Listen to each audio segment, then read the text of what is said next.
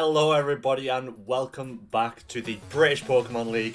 We are here in week number 6. We're in the penultimate week before the mid-season break and free agency. Let me just get that music down a little bit there for you. Yeah, it's we were just talking about this the weekend, how quickly this has gone. We are closing in on week 7, the halfway point of our league. See, after next week, we'll be having a week off.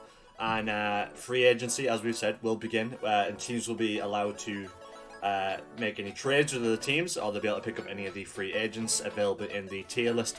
But before we get on that, that's a whole week away. We don't need to worry about that just yet. We're going to have a look at this week's games. But before we do that, we're going to take a look at the league table before we get started. The week 5 league table, as you can see, Bulu boys, a third week at number 1, the 4-1 record. After taking out Long Island Gummies 2-0 last week, a huge victory for the top half of the table. Miami Heat moving up to second after that. 2 disappointing losses on the bounce for Latvian. I'm sure he's wanting that bounce back, and he very much got it against Dugsy's Shadow Kings. Long Island Gummies, as we know, losing out to Bulu boys, dropping down to 3rd place. But Toed Star Belgrade, Toed Star Belgrade, bumping themselves back up to 4th. That resurgence from week 1. Still, going strong. And of course, at the bottom half, we've got Newcastle Thunderous, Inglorious Surfers, Shadow Kings, and Aurora Articuno. Some very exciting games this week. We've got not only a derby game, another one for Toed Star Belgrade against Bulu boys, but we've got multiple top half versus bottom half fixtures. We've got Miami Heat taking on Inglorious Surfers. We've got Long Island Gummies taking on Shadow Kings, and we have the Newcastle Thunderous taking on Aurora Articuno. Dave, just leave week 5 on the screen. Well, the way I like to look at it, Dave, is you just focus in on that one week, and we don't forget about the others. We had that one good week. That's all we need to know. Anyway, let's get on to our first game. The first game of the week, of course, is our local derby. It is Bulu boys versus Toed Star Belgrade. Bulu boys, as we've just mentioned, coming off the back of a 2-0 victory over the Long Island Gummies. A really big victory. Obviously, I think helped in part due to a bit of a mishap on the side of Gummies. The Gale Wings not on the Fletchling, and those 2 crits and the flinches really helping out the Bulu boys in that game too. No Centre Scorch coming last week though, and obviously Centre Scorch is sat top of the kills records in the league. Will he opt to bring it this week? Who knows? Doesn't exactly match up too well against Toed Star Belgrade, but you could see it come out. There's maybe a trick or two Matt has up his sleeve. I would have thought we're going to see that Diggersby come out again. It's been I'd say a fan favourite. It's a Matt favourite essentially. Last week as well, we obviously saw the sort of burning debut of Togekiss and Chansey. Chansey not really doing exactly what it was supposed to do, but that Togekiss doing big work. Obviously can run as a support or a special attacker. Yeah, it's going to be interesting to see what Matt can bring to this. Obviously, no speed control on his side, but let's hop on over to Toed Star Belgrade's team, Wheels team, getting the big derby win over Victor Dave's Newcastle Thunderous last week in a 2-1 fashion. We saw the Colossal Dragapult strat come out again last week, only this time it's used to a bit more effectiveness. Unfortunately, wasn't able to work it out against Dugsy, but it worked. The Colossal did bits last week. Let's be honest, the Volcalif damage really putting in the work, and I think if Wheel can get that thing going this week, I don't exactly know what Matt has to stop it, to be honest, but we'll have to wait and see in the game. Obviously as well, that Golisopod, Holucha and Serena have been doing big work for Wheel. But without further ado, we're going to get straight into our first game, Bulu boys versus Toed Star Belgrade. And there you go. So no Centre Scorch on the side of Matt, and in comes Togekiss and the Diggersby, Dragapult and the Alolan Ninetales on the side of Wheel. So a bit of a shock start there from Wheel. The Colossal is potentially in the back there, but I don't think Matt was probably expecting that. Obviously, Alolan Ninetales does set up the hill, so if it does want to elect to go for that Blizzard, it can do with 100% accuracy. Just get the audio down a little bit there, just so I'm not being overpowered. Yeah, so Matt choosing to start with the Diggersby and the Togekiss. The Dragapult goes in the Dynamax out, and Dynamax comes out from the Diggersby. Blizzard comes out, super effective damage to both Togekiss and Diggersby, but the freeze! The freeze comes in on that turn 1 after you as well. That's a mistake surely on Matt's side, as he after using the Dragapult max steals, but takes out the Togekiss turn 1. What a disaster of a turn 1 from Matt. The freeze coming in big on the Diggersby, and that thing is just a sitting duck now.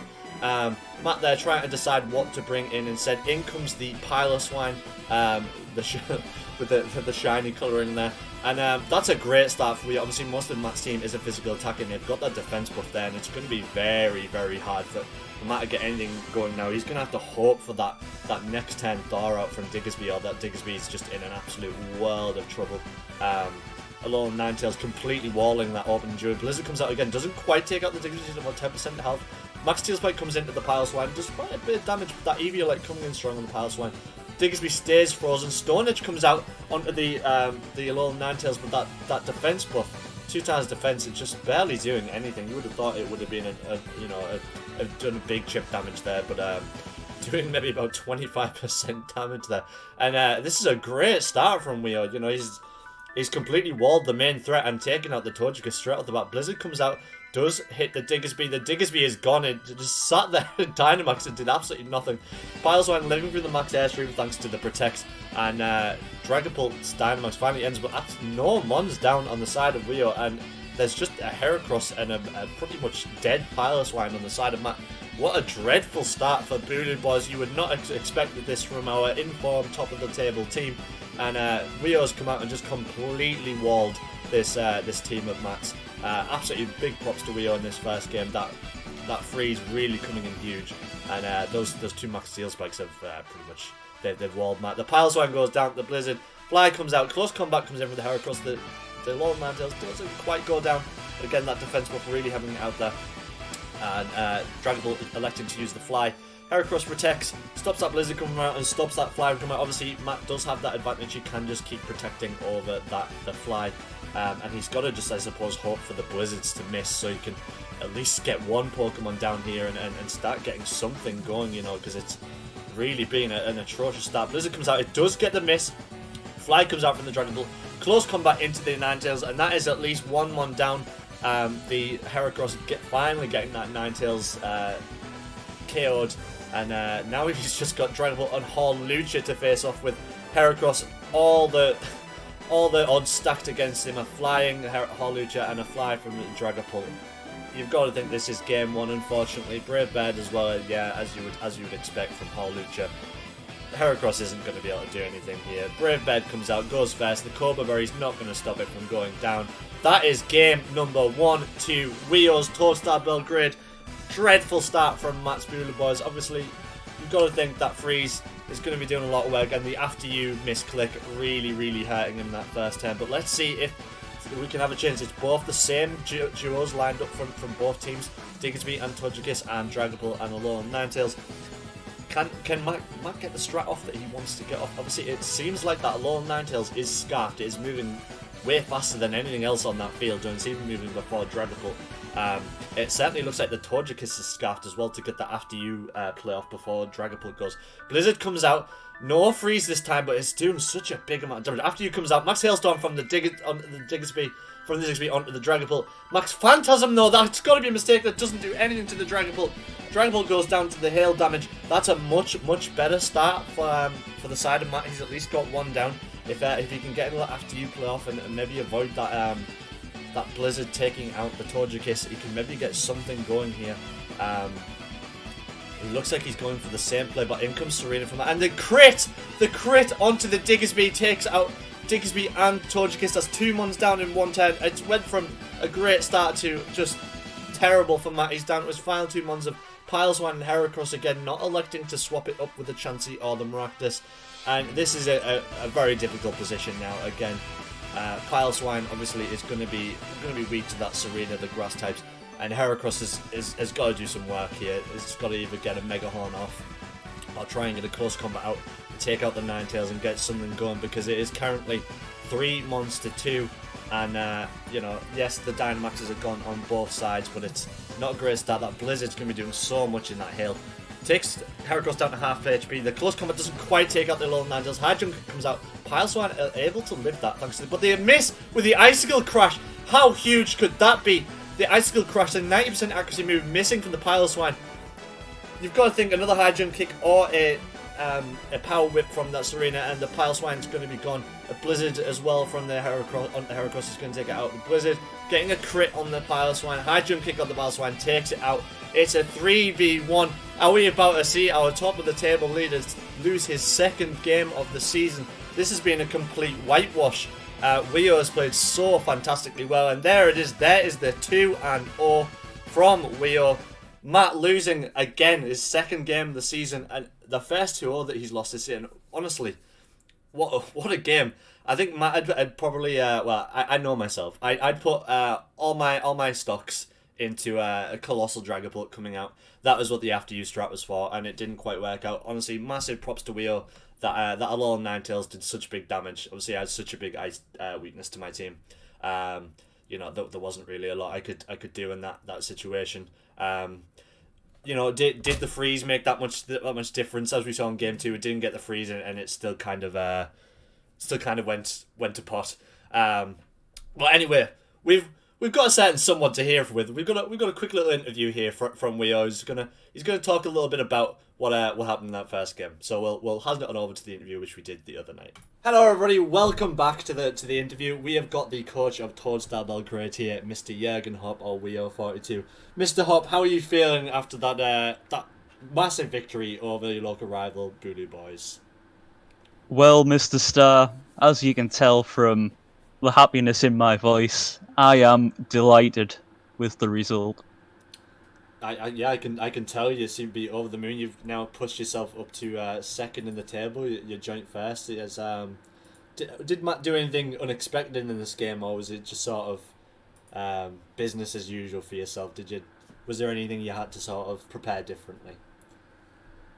Well, Mr. Star, I look at the game like other people look at the chessboard. They see pieces. I don't see pieces. I see victory. Mm-hmm. And that's what happened. You know, it was 4 Pokemon on his side, 4 on mine, and mine were just better. It was a very, very, very swift victory. What was the thought behind bringing the Alolan Ninetales to the matchup? Well, Mr. Star, the Alolan Ninetales, it's got a lot of tails, to be honest. It has 9 of them.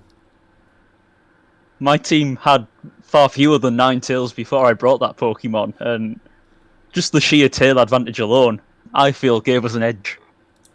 I mean, some say cats have 9 lives, but the Ninetales has 9 tails. So, Mr. Star, I think you'll find that has no relevance here. There was not a single cat in play. Well, it looks like a cat, so a very weird cold cat, a wintry cat. So looking into next week, obviously we're going into our final week before our week break, mid-season break, and free agency. So you've got bottom of the table Gus coming up next. How are you thinking that game's going to go, and what you're going to be doing to ensure you go at the mid-season break in as best a position as you possibly can be?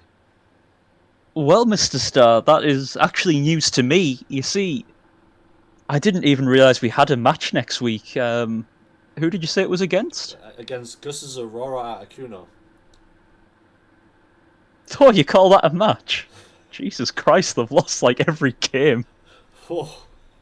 God, this is going to be easy, man. We'll just take a break before, man. Fighting words. Yeah, good Hop there.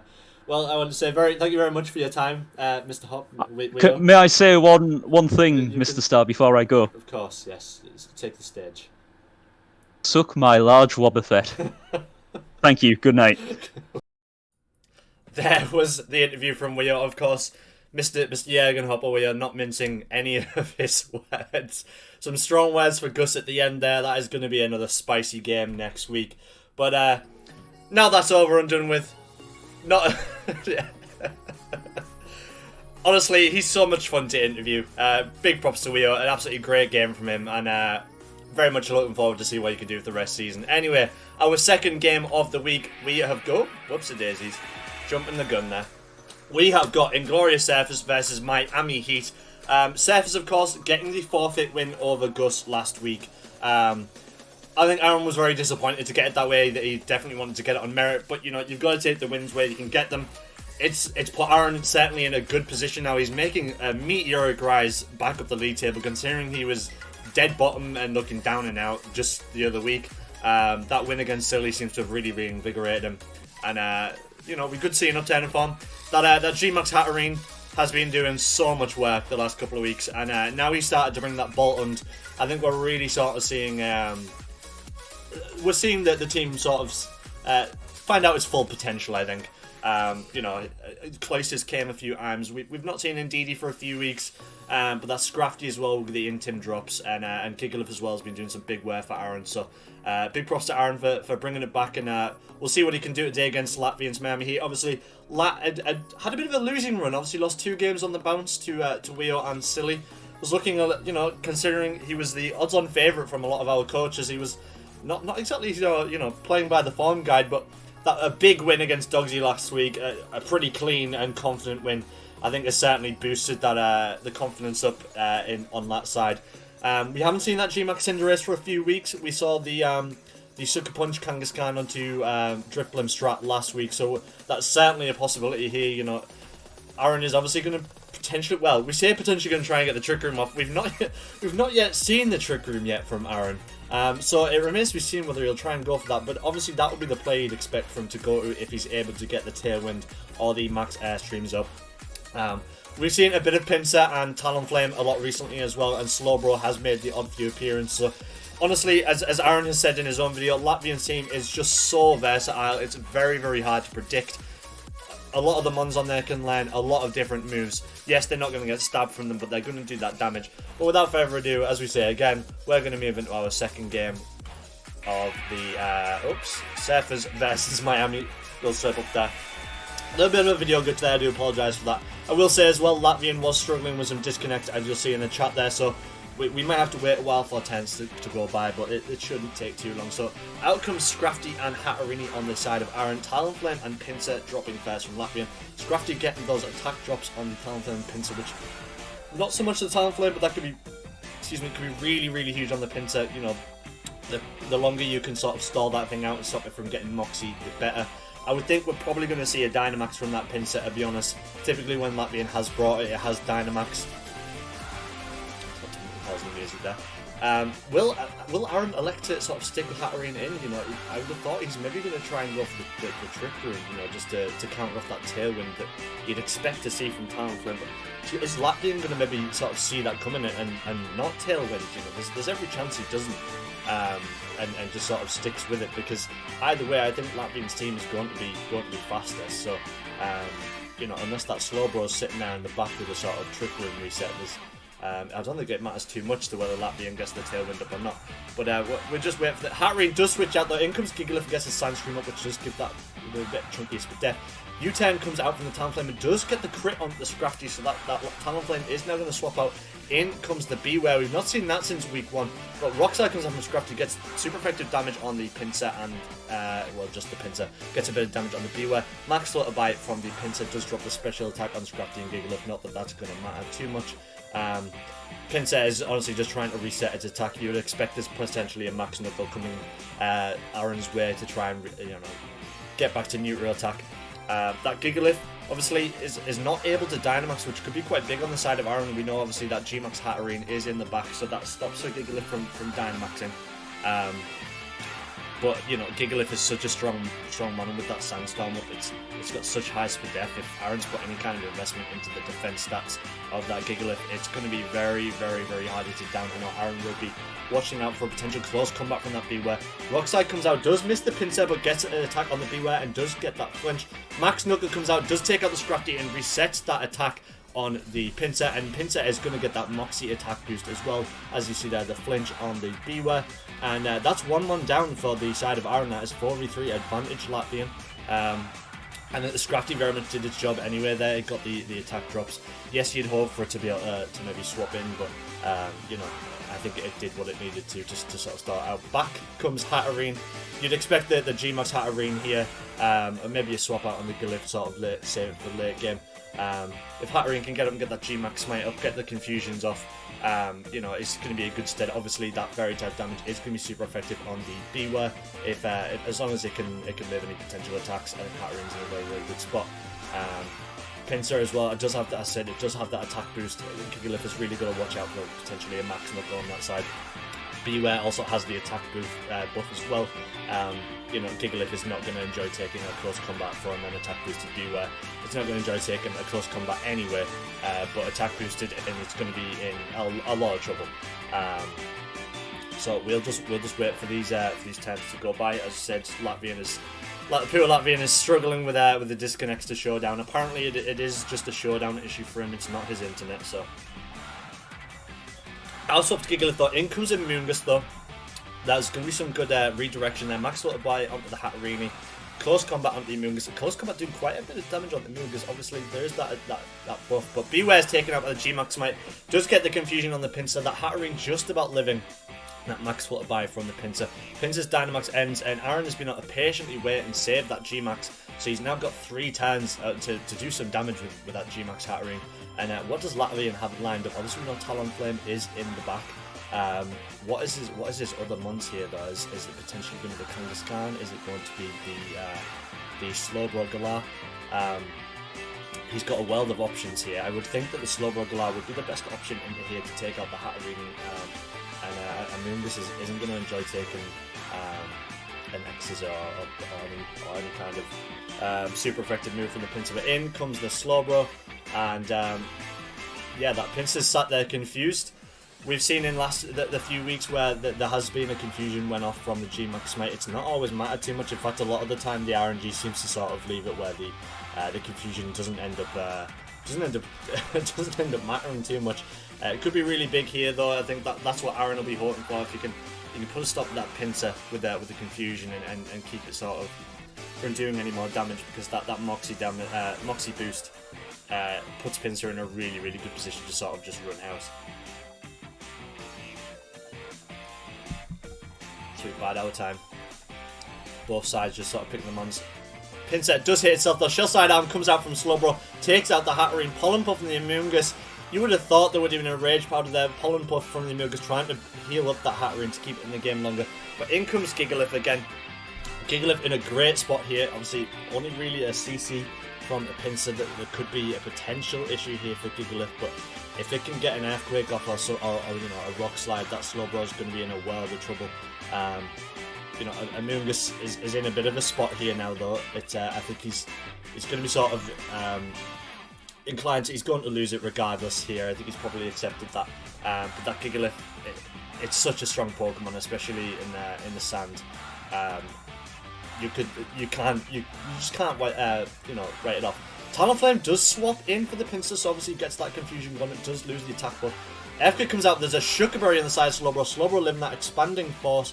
The Protect stops the Amoonguss from going down from that. Obviously, now Aaron definitely knows that there's either a Brave Bird, a Heat Wave, or an expanding force on Amoonguss. It's going to take it out, so he's very much resigned to losing it at this point, I would have thought.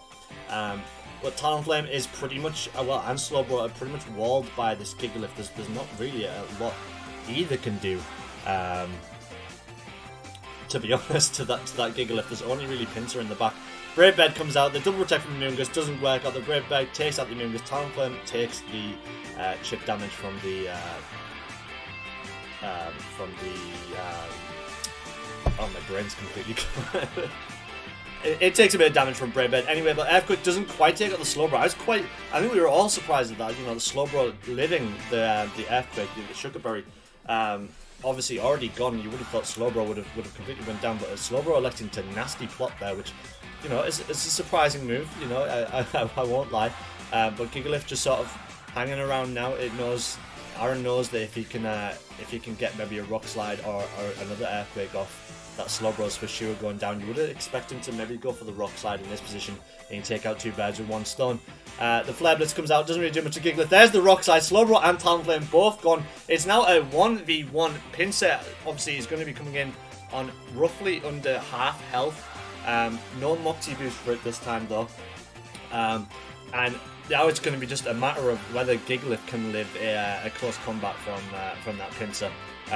If it can live it, I think Aaron wins this first game. If not, then obviously Lat is going to have it in this bag. But what a game one. This has been so close. Very back and forth game. Aaron obviously able to play the patient game, swapping his mons in and out, just sort of negate some of that damage. He's played it superbly well. Latvian's obviously done a great job as well with what he had. You know, he's kept that pincer alive for a lot longer than you would have expected. So it's a meeting of the minds now. Which is going to go off? Is the close combat going to hit? If a critical hit comes off, is that going to be enough? There's the close combat. Gigalift does live it, and it does proc the weakness policy. Pincer gets the defense drop. There's the earthquake. Pincer goes down, and that is game number 1 to Inglorious Surfers to Aaron. What a game 1. Honestly, all blown away by that one. That was absolutely superb. That's everything you expect from a top v bottom clash. Very, very scrappy, but not in a negative way. Don't get me wrong. It was absolutely fantastic to watch. And Latvian choosing to switch it at this time. Kangaskhan, Drippling come out, and Aaron electing to choose the Boltund and the Hatterene. Obviously, we've seen the Boltund in the last few weeks. It's running a support. He's running a support Boltund. It's running the Charm, Eerie Impulses just to sort of get those stat drops. So Latvian is going to have to watch for that if he does go for the Sucker Punch Self Block on the Drippling, which you would expect he's going to go for that play. Will he keep the Hatterene in though? Obviously, last game he chose to sort of save it till a few turns in, rather than just going straight for it from the off. And there it is. There's a swap. Gigalift comes in, gets the Sandstream, gets the Spadef boost.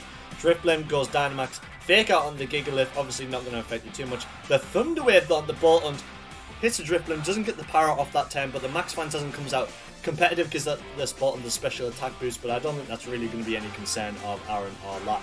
I think Aaron is going to be just hoping for those power hacks now, so we call it. And he obviously has slowed that Driplim down. Gigalift is in a pretty good spot here. You know, if it can stay around, it's obviously got Rock Slide, which Driplim's not going to enjoy taking. Excuse me. And yeah, I mean it's going to do chunky damage to both, but Driplim especially, you're going to get that super quick damage. Gigalift does choose to protect. There's a Sucker Punch Self Block to buff the weakness policy. Driplim, the power of the Thunderwave from the Boltund. Driplim comes in with the max airstream. Boltund goes down. The Driplim gets the speed boost. So they are going to have that speed drop from the power, but then the speed buff from that max airstream. So probably going to be sat at around neutral speed. Obviously, Lat still has that option for Trick Room on the Hatterene, so he could elect to go for that if another max airstream does come out. What has he got in the back though? Does he bring the Scrafty in this time? Does the Anungus come back in to try and let Gigalift do some work? In-team comes out though, does drop the attack on the Kangaskhan and the Driplim, and you know, Scrafty we know has that Rock Slide. If he can get a double Rock Slide to hit here, I think Aaron's in a very, very good spot to at least get the Driplim down and get some chunky damage to Kangaskhan. Obviously, you can be hoping as well for the flinch from the Rock Slide. Any sort of RNG elements that might help you win the game are going to be useful. So what are we going to see here? Obviously, we know again that he's brought the Hatterene, so Gigalift cannot Dynamax. It's interesting to note as well that Latvian once again hasn't brought Cinderace at all. It's not even his Team 6, but the power comes out from the Driplim. There's the Rock Slide, doesn't quite take out the Driplim with Scrafty. The Body Slam onto the Scrafty, gets a power on the Scrafty. There's another Rock Slide from the Gigalift, takes out the Driplim. Kangaskhan down to about 30% HP. The Sandstorm damage does a bit more chip, take it down just that little bit more. And Kangaskhan's in a bit of trouble now with that paralysis. But Scrafty as well is not the fastest one ever, but it's going to be even slower now with that paralysis. And you know, you've got to argue that, you know, has Scrafty done its job by just getting the Intims off this game. And you know, it's got a very, very handy Rock Slide there, which, you know, you cannot complain at. It's helped take out the Driplim, which, you know, if, as Dogsy found out last week, if you let that Driplim set up and do work, it's very, very difficult to stop. In comes Beware though. Again, Aaron is going to be very mindful of that Beware. It's a very, very chunky Pokemon. If it can get a close combat off on that Gigalift, the Gigalift's not going to enjoy taking it. And obviously Gigalift does have that defense drop as well, much thanks to that Max Phantasm on turn 1 from the Driplim. So here we go then. What has Kangaskhan got in its locker? Obviously he's going to want to get something off with the Kangaskhan, just sort of keep it around. Latvian does know as well that if he gets a close combat off with a Beware, that it is going to get that defensive special defense drops. It does kind of leave the Beware sort of pretty open to an attack, you know, even though it is a very chunky Pokemon. It's not great if it does lose that defense. There's the Helping Hand. The Iron Head comes out onto the Gigalift, shows that he has that move. The Gigalift is gone with that Helping Handed boost. Kangaskhan goes down to the Rock Slide from the Scrafty, doing a little bit of chip down to the Beware with Sandstorm and that Rock Slide. Scrafty does that. It is now a 2v2. Hattering's going to come back in. In comes Pincer that we saw in game 1. Obviously, Aaron now knows that Biwa has an Iron Head, which Hatterene is not going to enjoy.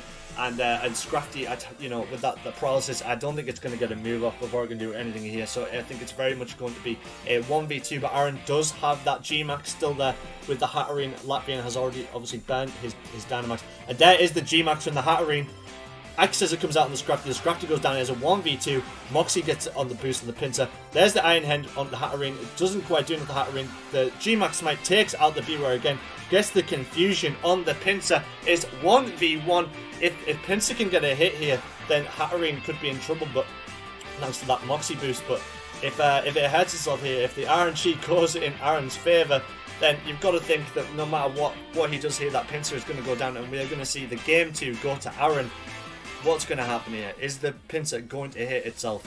Bearing in mind, as we said, the last few weeks, we've not really seen that confusion work out too well for Aaron. Usually it either ends or it just comes on. But there's the Pincer. The Pincer hits itself. There's the Max Slayer, the Hatterene. And there is Aaron's win. It is 2-0 on Latvian. Huge win for the side of Aaron. Unbelievable. So what an absolutely amazing game.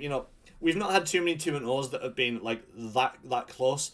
We've had plenty of game 3s that have been really, really close. But honestly, props to both Aaron and Lat. They're putting an absolute spectacle there. I don't think anyone... you can never count anyone out in this league. We've known that. We know that anyone can beat anyone. We showed 2 weeks in a row. Obviously, Aaron, when he had winning games, beat Silly. Gus beat myself the week after. So you can never count anyone out. But I think a lot of people were probably looking at Lat to sort of carry on that winning form. And Aaron's just blown the form book right out of the water. And honestly, phenomenal win. And that's going to do a world of good for Aaron in his league position. And Aaron's, as we say, is making that meteoric rise. So yeah, fantastic game. And going at that last week now, Aaron's got every chance to make it into to the top 4 going into the second half of the season. But let's move on to our next game. We have got Long Island Goomies versus Shadow Kings. Obviously, Silly's Long Island Goomies. They obviously lost to Bulu boys last week. The 2-0. I don't mind admitting that I think if Gale Wings had been on the Fletchling, that is a completely different game. Obviously, you can't count myself out. I think I did very well, but it's very much a different game. Silly has shown that he's a strong player and has a strong team. Though obviously took out Lat the week before. He's not known to turn his nose up at. He's a strong player, and that team, just like Latvians, is just so diverse. It's got so many different facets and ways it can run. We've not seen too much of the water airstream, to be honest. It's not really been a sort of favourite of Silly's, but we've seen a lot of that Weavile. Obviously the Fletchling has been one of the league MVPs so far. You've got to admit, it's maybe not. It's got a couple of kills which nobody expected to get, but the support play it's done has just been unbelievable. We've seen Pinkerton as well make an odd few appearances. That Electric Terrain and Rising Voltage has been doing such big work for Silly that it might be just a little spiky rock electric thing, but it is strong. We've seen Decidueye a couple of weeks ago against Gus, and we've seen Gudra come out. So honestly, it's anyone's guess as to what team Silly brings here. You would expect that the Fletchling is for sure going to make an appearance, though. Obviously, last week we saw the Cell Prop weakness policy from the Weavile onto the Sudowoodo, so maybe he tries that. We'll have to wait and see. On the side of Dogsy, obviously that pretty disappointing 2-0 loss to Latvian last week. Latvian was just too strong. I don't think he was expecting the Dripling self-proc, and he wasn't able to stop it. That you can't count that out though. Obviously, Dogsy did get a huge 2-1 win over Weo the week before. That team is very strong. The G-Max Befuddle on the Butterfree can be so difficult to stop. If it's a 1 in 4 chance to get any one of the stat effects. If it gets a double sleep, which it has a few times, there's just genuinely nothing you can do. Excadrill has been putting in such massive work for Dogsy recently as well. The sort of Excadrill Mienshao pairing has been really strong, and we've seen quite a lot in recent weeks. The Indeedee Slurpuff sort of duo has been typically the one that Dogsy chooses to start a game with, so I could potentially see that coming again. Obviously Silly is well aware, and we're all aware of that he does have quite a heavy fairy weakness, so I think that is definitely going to be Dogsy's sort of way he likes to go, but we'll have to wait and see. Let's move into our third game of the week. it is Shadow Kings versus Long Island Doomies. And Silly choosing to start with the Mashana and the Airshrew. That is the Dark Airshrew, not the Water one. And there is the Indeedee Slurpuff on the side of Dogsy. Is Silly? I would doubt very much Silly's going to keep that Airshrew in. Obviously, it's not going to enjoy taking 2 Dazzling Gleams from the Indeedee Slurpuff. Mashana's, I would have thought it's going to try and sit down and try and get Trickle up. Income's been catching, does reset the terrain, so that Psychic Terrain going up. Dazzling Gleam comes out. They both Mashana and Pinketchin take those hits, Pinketchin down below half HP, and there goes the Trick Room. That's going to put Pinketchin in a great spot now. It's going to be moving fast. It's easily the slowest man on the field. Mashana with the Eviolite is going to just sort of sit there and happily take some attacks. So unless Dogsy's got some super effective damage, it's going to struggle to sort of do some chip damage there. But advantage very much from Pinketchin. If he can get a rising rotor draw, if he maybe chooses to Dynamax it, it's going to start doing a lot of work. See, both Indeedee and Slurpuff at full HP, so technically it is advantage to Dogsy at this point.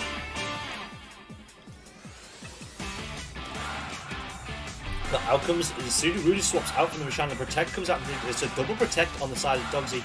Acupressure from the side of Pinketchin, though, gets the Speed Death boost on the Sudowoodo. That could be really, really huge. Obviously, both Slurpuff and Indeedee are special attackers. If they're not able to stop that Sudowoodo, that Speed Death boost could end up being really, really huge towards the end of the game. Pinketchin, though, he's not really run Acupressure on that a lot, and Acupressure is very much a lottery. It can go one of either way. Slurpuff does swap out. In comes Hitmonlee, gets the Electric Seed, which, what a prediction. Rising Voltage comes out, the Sash stops Indeedee from going down. Hitmonlee, as we said, has got a defense buff thanks to the Electric Seed. Max Ruffle from the Sudowoodo, and Hitmonlee's managed to sort of live that. Indeedee goes down to the Sandstorm damage though, and that chip damage could end up being really big, but there is advantage Silly. Pinketchin just about hanging on there, waiting until that Trick Room ends. In comes Excadrill though, and this could be where the tide times for Dogsy. That Excadrill is really huge, and if it's got any of Sand Rush or Sand Force on it, obviously the sand is already up, much in thanks to the Max Rockball on the side of Silly. So it's potentially he's set up this Excadrill to do some big work. Obviously, there is a chance for that Mold Breaker to be on, but if Dogsy's maybe predicted the Electric Seed, I would have thought he's going to have predicted the Sandstorm being set up. So I would have thought it's one of those Excadrill goes for the Dynamax.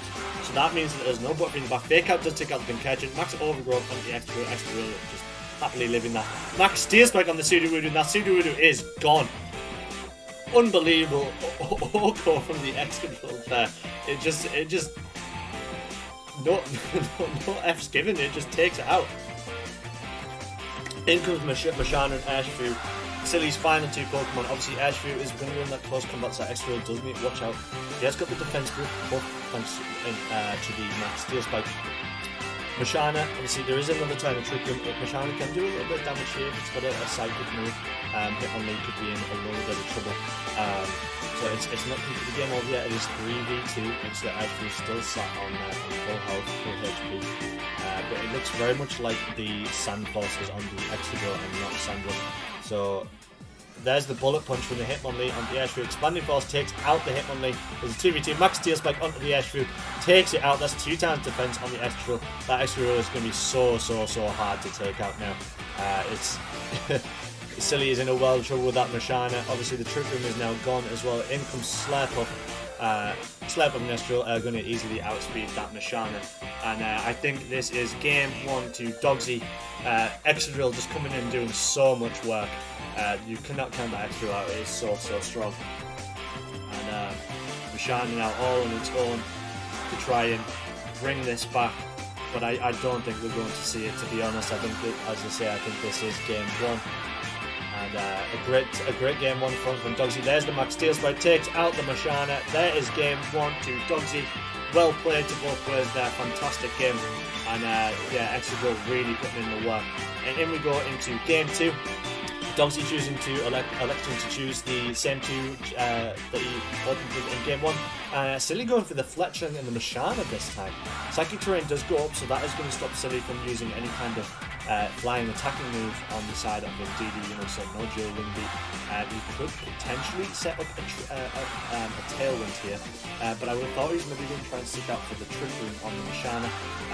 Fletchling isn't the fastest Pokemon, but you know, he's got 2 elements of speed control there, so he's got 2 options he could go for. So what has he got here to try and take out this sort of duo of Indeedee level?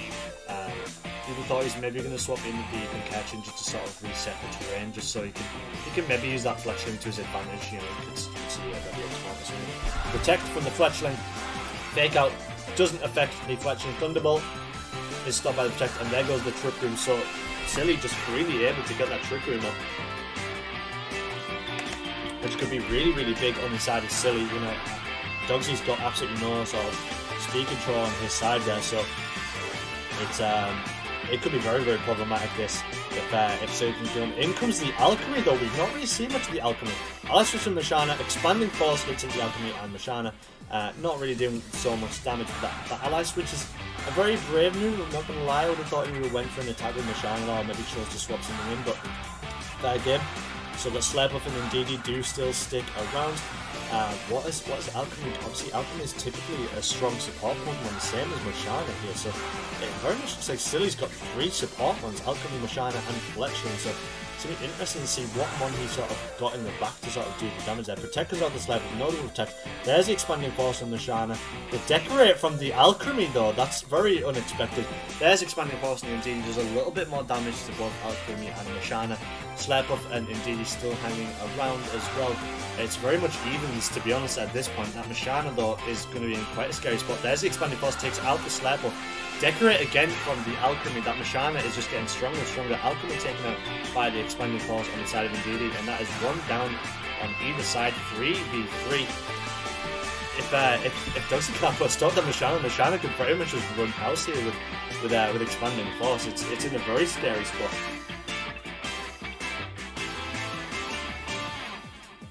In comes Extra and Sudowoodo. Sudowoodo, the damage dealer for Silly, then it would appear. If Excadrill can take out the Sudowoodo though, I don't know how much the Mashana can do in this position, but it does have 3 times attack, 3 times special attack, so it's it's looking very strong. The Protect comes out from the Excadrill, the double Protect on the side of Dogsy. Expanding Force, he's not letting that go off. Hammer Arm on the side of Sudowoodo. He's able to stall out that Trick Room. A great turn from Dogsy there. So now Mashana and Sudowoodo are in a world of trouble. The Excadrill and Indeedee are always going to be faster. He's going to have to try and protect one here, try and keep them around. You know, just say that both ones are not sort of known for their speed. Sudowoodo is just to sort of treat it as a rock, so it's not going to be the Usain Bolt of Pokemon. If Excadrill can get his Dynamax going up here, it's going to be very, very difficult to stop on the side of Silly. But as we said, that Mashana could very well be a thorn in the side of Dogsy here. If he can't get it down, he's going to be having problems. That is for sure. But still, it's still 3v3. Indeedee down to 10%. Fletchling comes back in though. In comes the Excadrill's Dynamax. Protect comes out on the side of Mashana. Dazzling Gleam. He's going to do a little bit of chip damage to Fletchling. Max Steel Spike in the Fletchling. Takes it out though. And that is going to just be Sudowoodo and Mashana left. Not a great turn from Silly there, I'm not going to lie. The Fletchling kind of just sort of like uses a bit of bait there, trying to keep Sudowoodo around. I would have maybe went for a Trick Room there personally, but you know, it's each their own. Obviously, Silly had a plan in his head there. He maybe got the Trick Room up there. Ally Switch comes in. Dazzling Gleam doesn't quite do very much to Sudowoodo and Mashana, but there's the Max Quake onto Sudowoodo. It's going to be all left up to Mashana to do something here. You've got to expect that the Dynamax has got to come out from Silly here. He's still not used it, but that extra is such a good spot with the defense and the Def boost. I don't think that the special attacks and attack boost in that Decorate is really going to matter. The Indeedee still sticking around from 10-1. It's just hanging on like there's no tomorrow. I think this is going to be game 2. We're going to see yet another 2-0. We've not seen this since week 1. You know, just sort of a clean sweep of 2-0s. And there's the Mashana Dynamax. Dazzling Gleam comes out on the Indeedee, just a little bit generous. There's the Max Quake. Mashana goes down. That is game number 2. Shadow Kings take the 2-0 win. That's 2 losses in a row for Silly, and a huge win for Dogsy's Shadow Kings. That is going to be massive in the terms of the league table. That now does bring Dogsy's Shadow Kings on level terms with Silly's Long Island Goomies. You know, Silly had only lost once before last week, and he's now lost the 3 times. So Silly is going to have one hell of a bounce back going into next week. But there's still a lot of games to play. As I said, we've still got next week. But obviously everyone is going to be vying to get the best position they can going into that mid-season break and free agency. But superb game again. I think the game 2 was a little bit messier than the game 1, but obviously both coaches played that really, really well. The extra drill coming in so huge for Dogsy's Shadow Kings. I think we're definitely going to see a lot more of that. It's been very much the MVP for Dogsy's team.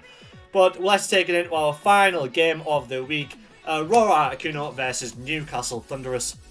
Obviously, Gus last week, as we've touched him on, unfortunately taking the forfeit loss. Gus unfortunately away on vacation last week and wasn't able to make the week, so it does take the forfeit loss, which moves him to 1-4. So Gus is dead bottom, but as we've mentioned multiple times, anyone can beat anyone in this league. It's not all over for Gus. There's still the second half of the season to play.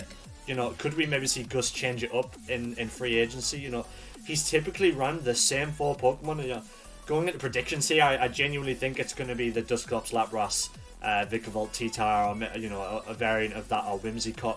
I don't particularly see Magnezone, Exeggutor, Octillery, Noctowl, or Malamar, Quagsire really coming out. Obviously, Malamar could be a really interesting pick. Obviously, has that Contrary and has the Topsy-Turvy. So, you know, it's a difficult one, but you've got to think that Gus sticks with it. He's used the same 4 every week.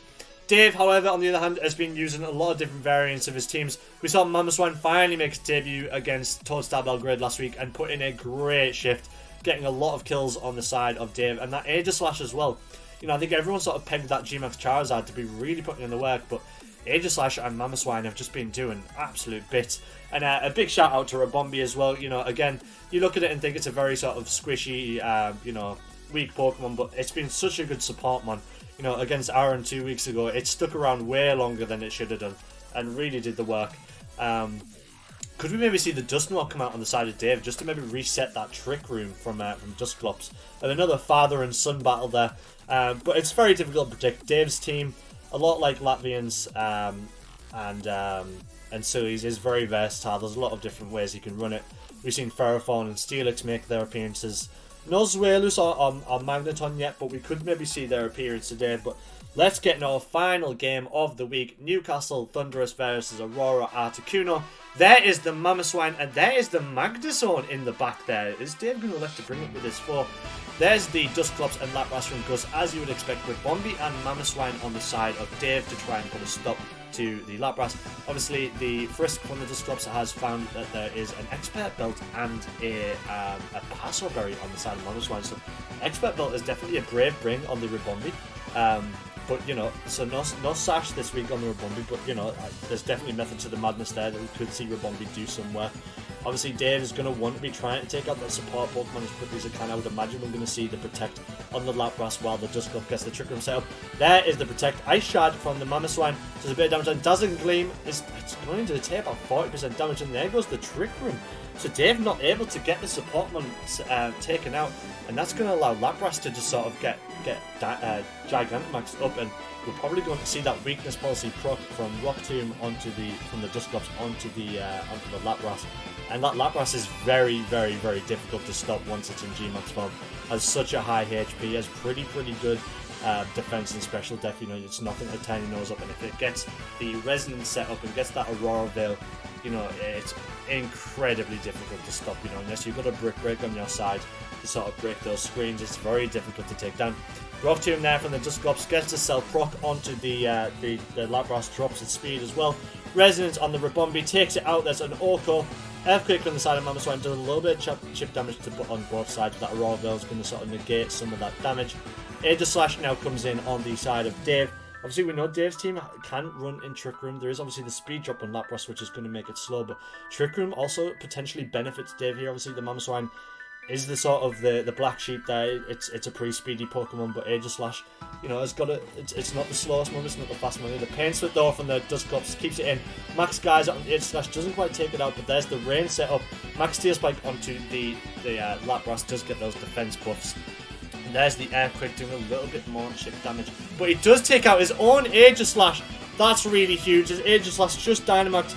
That's a big mistake on the side of Dave. That Aegislash was the big damage deal there.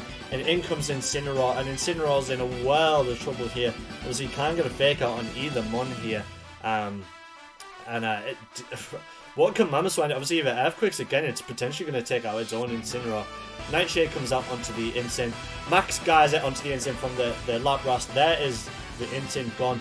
And Gus still has all 4 Pokemon up. Dave is down to his last Mon, the Mamoswine. The Mamoswine that potentially could. Is the big woolly mammoth going to be able to do anything? Yeah, I would very much doubt it. There's the Rock Tomb on the Mamoswine, does drop the speed. Hydro Pump does miss though in the rain. That's really huge. Earthquake again from the Mamoswine, and there's the Trick Room ended. So Mamoswine is going to go next. He's potentially going to be able to take out at least the Lapras here. So it's not all out. There's Lapras and Dusclops both taken out in 110. It's not all over. In comes Vikavolt. Vikavolt is in the rain though. If it can get a Thunder off. Well, sorry, not Thunder. That obviously wouldn't affect the Mamoswine, but if it can get sort of maybe an Energy Ball or something off. There's the Super Power from the Tyranitar. Obviously, Mamoswine knows it can potentially, at best, only take out one of the Mons here.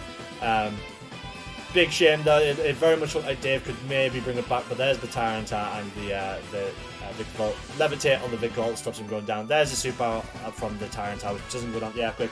And game number 1 goes to Gus. Big win on the side of Gus. Obviously, nearly didn't lose any of his Mons there that first game. And Dave electing to switch it up this game too, brings in Ferrothorn and Aegislash. And Gus, as you would expect, sort of sticks with the Dusclops Lapras. I would expect you're going to see the Protect and the Trick Room set up again, unless Dave is able to take out that Dusclops this time. What can Ferrothorn get going though here? Obviously, Ferrothorn has been known to run a Body Press or potentially a Power Whip, which could be big trouble for Lapras. If Lapras can live it, it's obviously going to self-proc that. It's going to proc that Weakness Policy, but there's the Shadow Ball onto the Dusclops. It doesn't quite go down, but there's the knockoff in the Ferrothorn. Dusclops is gone. He's able to stop that Trick Room going up, and that is a great time for Dave. In comes Tyranitar though. T-Tar is, has not been seen too much from Gus, and when it has came, it's pretty much been fodder, to be honest. But Lapras now doesn't get the Trick Room set up. All the speed control is on the side of Dave. I said that Aegislash, we saw Dynamax last time, so you'd maybe expect it to do the same here. That's a great start. And there's the Dynamax from the Aegislash. Max Knuckle onto the Tyranitar. Orcos the Tyranitar, takes out on 1 hit, and there's the 1.5 times attack on both Mons. Hydro Pump misses from Gus. This is not looking good for Gus. Ferrothorn does miss on the side of Lapras, and it's 2v4. Vikavolt and Lapras versus Aegislash Ferrothorn. Vikavolt and Lapras both way slower than Ferrothorn and Aegislash. Lapras does decide to G-Max. Max Steel Spike on the side of Lapras doesn't quite do enough damage. Does get the defense, but Max Geyser though on the Aegislash. Aegislash just must live. There's the Thunder from the Vikavolt. A great setup down in the rain. Power Whip comes out. It doesn't quite take out the Lapras though, and there's the Weakness Policy proc. That could be really, really huge on the side of Gus. It's only sat on 10% HP, but if Dave's not able to take it out, that rain is set up for Vikavolt to just keep using Thunder, this could be really, really problematic for Dave. In comes Rabombi. Rabombi, as we know, does have that Dazzling Gleam. I would expect he's maybe going to be going for that, so you can try and take out that Lapras and do a little bit of chip damage to the Vikavolt. But Lapras lives with 1% HP. There's the Resonance on the Ferrothorn. Does get the Orville set up. Thunder takes out the Rabombi. Knockoff knocks off that Choice Scarf on the Tesla though, on the Vikavolt, and it is now 2v2. Lapras somehow hanging on through that Dazzling Gleam. Unbelievable. Did it live with that? 9% HP damage just about hanging on. You've got to think that's got to be a roll, and a very unlucky roll at one. Ice Shard does take out the Lapras though. Thunder comes out from the Vikavolt, takes out the Ferrothorn, and it is 1v1 to win the game. Ice Shard doesn't quite do enough for Vikavolt. There's the Energy Ball, takes out the Mamoswine, and that is game number 2. Gus getting the 2-0 win over Dave. And, that game 2 has got a sting for Dave. He had the game in his hands, just like last week against Toed Star Belgrade, and it just all fell apart at the end there. Honestly, the gasp must have been heard around the world when that Lapras lived that Dazzling Gleam. I don't think anyone was expecting that. I certainly wasn't expecting that. Dave definitely wasn't expecting that. And I know Gus wasn't expecting that.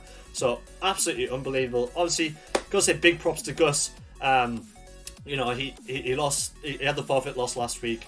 And he's not been on the greatest run of form, but he does get that 2-0 win. That could be really huge going into the final week before our mid-season break. So, let's see what that has done to our league table then. There is last week's league table, week 5. And here is the updated week table. Obviously, Bulu boys, much in part thanks to those big losses for Miami Heat and Gummies, Bulu boys is just sticking around in first place on match difference above Toed Star Belgrade. Both those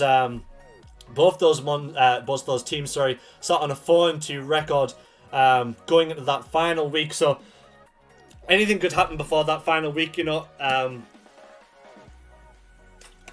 Bulu boys sticking at position at rank number 1 for a 4th week in a row, but definitely could be usurped by Toed Star Belgrade next week. Both Silly and Latvians Miami Heat and Luang Games respectively taking losses to teams in the lower half of the table this week, so they dropped to that 3-3 record. Really huge. You could see an entire swap round going into next week, because as you can see there, Aaron's Inglorious Surfers and Dogsy's Shadow Kings also sat on a 3-3 record. Both sat on that -1 match record. But, you know, if it's going to be a big game next week, because as we'll get onto in a minute, there's going to be a big deciding game next week. And as you can see at the bottom there, after Dave's Newcastle Thunderers losing out to Aurora Akuno, Newcastle are dropping to 7th place in the league. A big sort of drop in form. As you know, just a couple of weeks ago, Newcastle Thunderers was sat in there in 3rd place. So that's quite a fall from grace. But I don't doubt that Dave will be able to make the comeback in that second half. You definitely can't write him off. And there's still another game to go to sort of reinvigorate that. So definitely don't count him out. And but that's big news for Gus. That's a big win for Gus, you know, going into the final week. Does still stay at the bottom of the table there, but, you know, it's certainly a morale-boosting victory. So, going into our final week of fixtures, we are going to be seeing some big games. We've got, first off, Miami Heat versus Bulu boys. That could be really, really huge. Obviously, Latvian coming off a big loss to Inglorious Surfers this week. And Bulu boys with a big loss to Toed Star Belgrade is pretty much going to decide whether Bulu boys stay at the top or not. Latvian, as I said, is going to want to get that win so he doesn't drop into the bottom half of the table. Second game is Toed Star Belgrade versus Aurora Akuno. Wio is going to be really wanting to get that win over Gus so he can, you know, he's done all that he needs to do to get top of the table. Pretty much at that point is going to be hoping for Bulu boys to drop points. The big game of next week, though, really, really huge one. Inglorious Surfers versus Dogsy's Shadow Kings. Very big implications for the tables here. Obviously, potentially whatever happens, depending on what happens above them, one of these teams that has been sat in the bottom half of the table since week 1 could potentially move into that top 4 as we go into our mid-season break. So that could be both coaches have made one hell of a comeback at this point, you know, to get to the sort of evens record. So, but either of those teams could potentially move up to 3rd or 4th and get themselves out that bottom half. And the final game of next week is Newcastle Thunderers versus Long Island Gummies. Dave is going to be wanting to get that win. You know, those 2 losses in the row are going to really sting. He's going to want to go out on a high before the mid-season break, before free agency, and Silly is again, you know, 2 losses. Another team with 2 losses in a row. So that's 2 teams in desperate need of a victory, so their form doesn't falter going at that second half. Yeah, I agree, Dave. Definitely need it. But that is going to do it for this week. Thank you all very, very much for watching. It's been an absolutely superb week of games once again. Sorry, I'm just spitting that. I'm giving you the weather report as well. We've got some amazing games for that final week. As I said, we are going to be taking a 1-week break. But during that 1-week break, we will be doing a show. We'll basically be showing all the transfers that happened, all the swaps, all the free agency pickups, and the week after. So we'll play next. You'll see the show next week. There won't be a sort of league show with matches on the 21st, but the 28th of March, the British Football League show will return for the second half of the season as we come to the business end, the closing stretch before playoffs. So that's going to be very, very exciting to look forward to. But wow, just I still can't believe that it feels like no time at all since we started this, and we're coming up to the halfway point. So honestly, unbelievable, and I'm really enjoying this, and I'm really enjoying this commentary. So I hope you all are too. But that's going to do it for today from me. I have been your host, Matt Starr. Thank you all very much for watching. I will see you next week for the final week before the mid-season break of games week 7. See you all then. Mwah.